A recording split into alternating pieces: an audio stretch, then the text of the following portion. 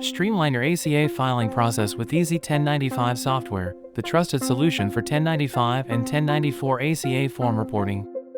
If you encounter the error TPE1101 stating, "Our system has detected invalid or outdated XML namespaces in the manifest file," there are two common reasons. 1. You're using an outdated version of Easy 1095 software.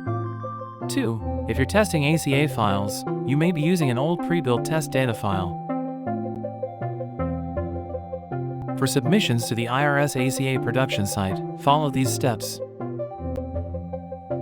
Download the latest version of Easy 1095 software. Generate new XML files with the updated schema. Upload the new XML files to the IRS.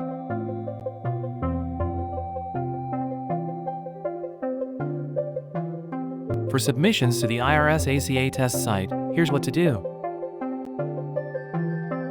Download the latest version of Easy 1095 software. Get the latest pre-built test data file.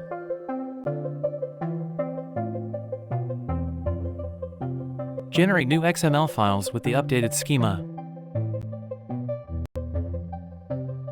Upload them to the IRS ACA test site. Remember, the IRS updates its schema every year.